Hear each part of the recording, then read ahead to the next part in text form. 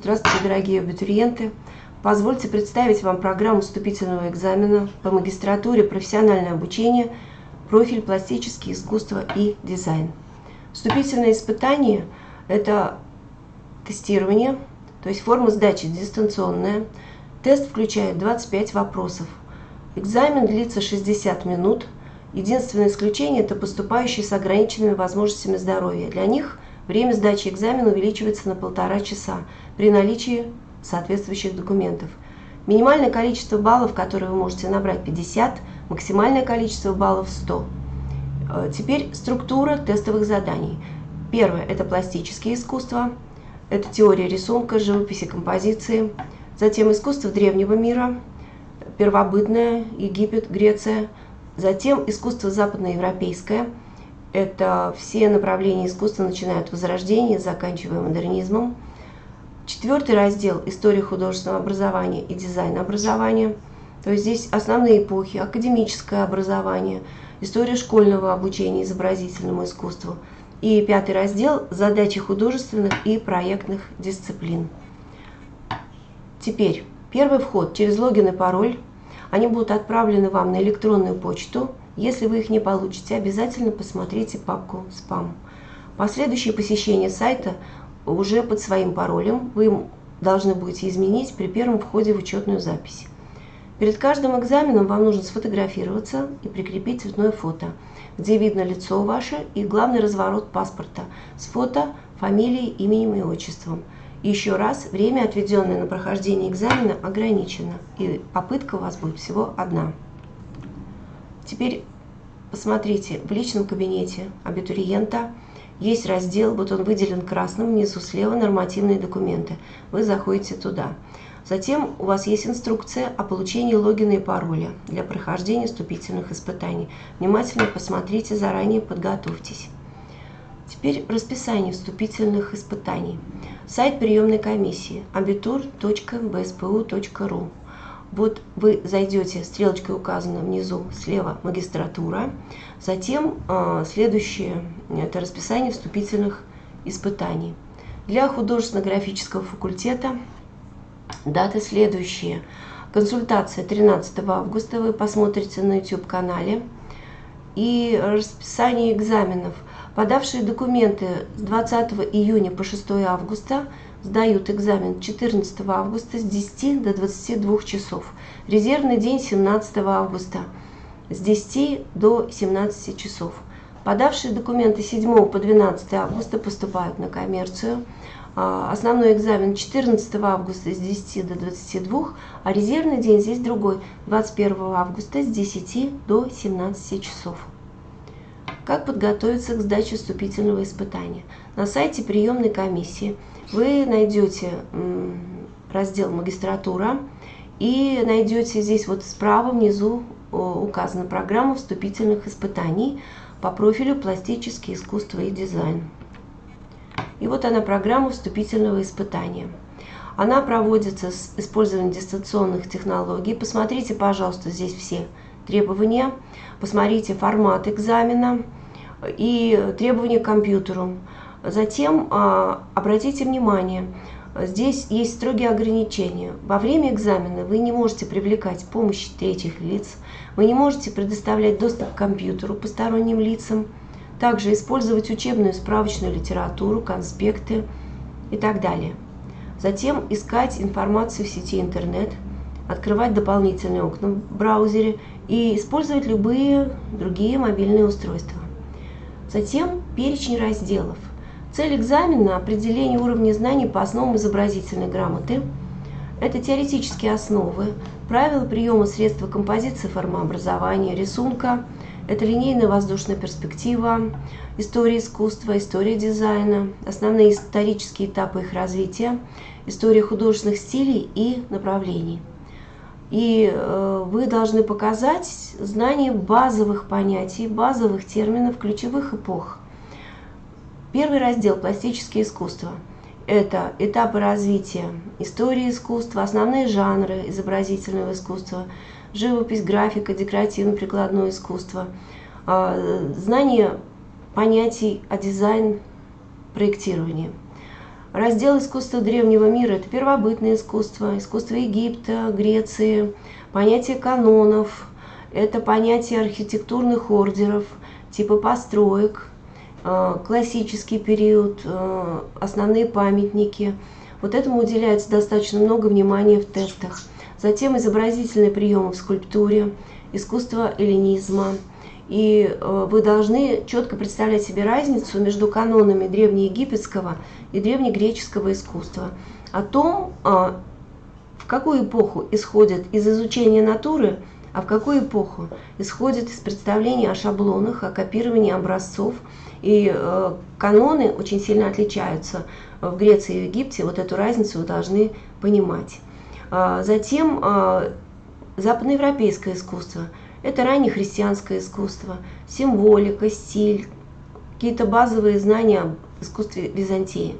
Западноевропейское искусство Средневековья, романский стиль, готика, раннее Возрождение, высокое Возрождение.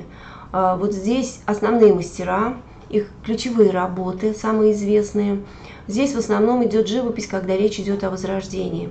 Когда речь идет о барокко, то здесь архитектура тоже, да, стиль барокко, особенности барокко, скульптура также эпохи барокко.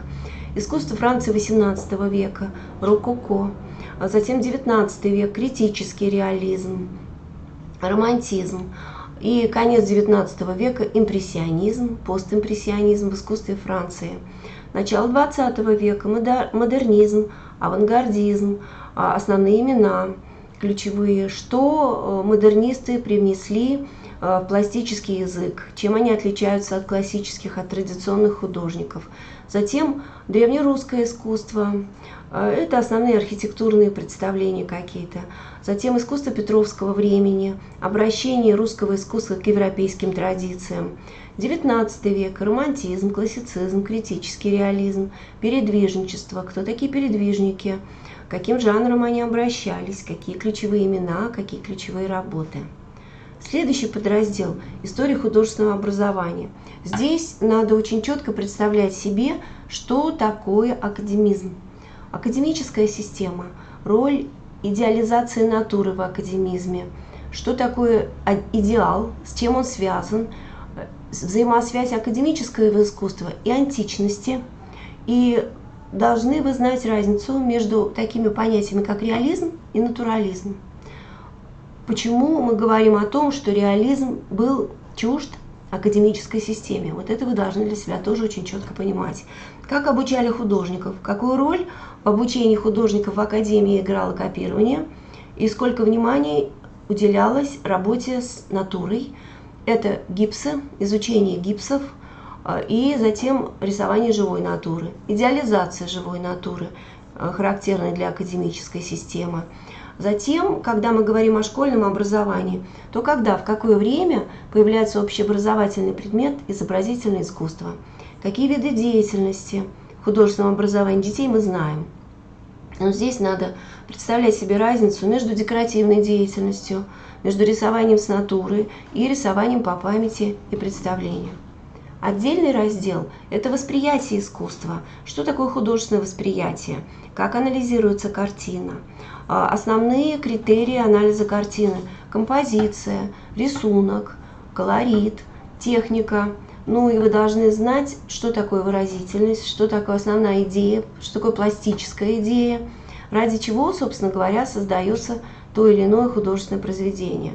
Что такое художественный образ, как отношение, настроение художника к изображаемому. Ну и говоря о художественном образовании, вы должны себе четко представлять, в какие эпохи уделяется внимание больше изучению ремесла, академических основ, мастерства, техники, особенностям материала, технологии и так далее. А когда больше внимания уделяется развитию творческого мышления, креативности и развитию творческой индивидуальности будущего художника.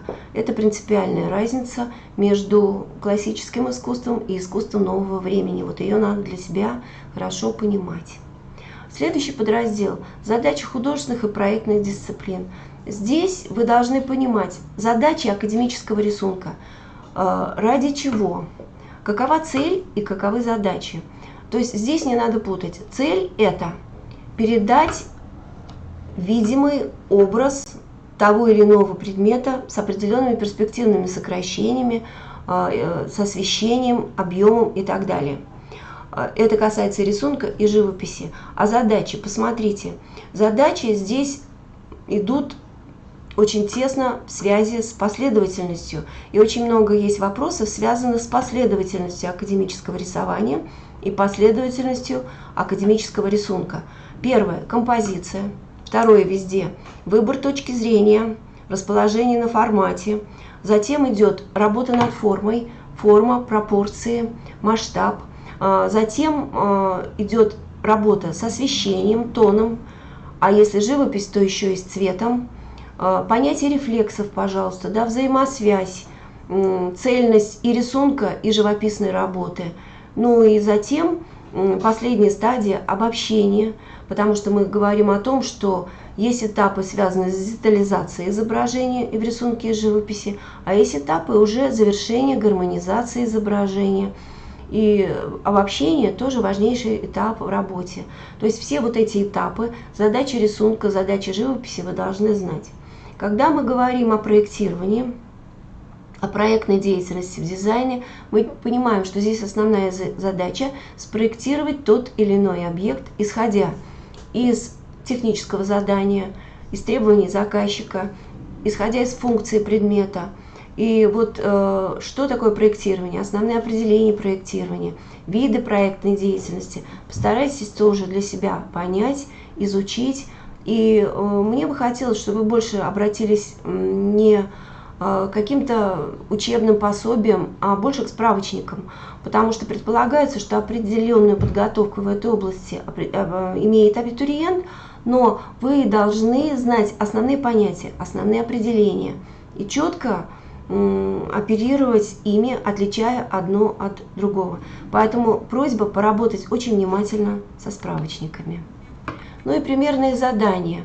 Задания будут выглядеть так. Вопрос и 4 примерных ответа. Здесь вот 3 представлены. Вы из них должны будете выбрать правильное. То есть вопрос вот такой абсолютно конкретный. Что такое? И вы выбираете определение. Или вам надо будет выбрать разницу между определенными стилями и направлениями. Автора того или иного произведения также. Вот такой формат вопросов. Задания очень несложные. Они на знание общих стилей, направлений, каких-то имен. По сути, на общее развитие абитуриента в области искусства. Ну и мои контакты. Зовут меня Пурик Эльза Эдуардовна. Вот это адрес кафедры изобразительного искусства, куда можно обращаться. Вот, пожалуйста, сайт нашей кафедры, кафедры изобразительного искусства. И посмотрите именно какой раздел и телефон деканата художественно-графического факультета. Я желаю всем абитуриентам успехов. Я надеюсь, что вы успешно справитесь со вступительными испытаниями. И буду рада видеть вас 1 сентября в наших аудиториях. Удачи вам, готовьтесь, будьте внимательны. И еще раз надеюсь увидеть вас 1 сентября. До свидания.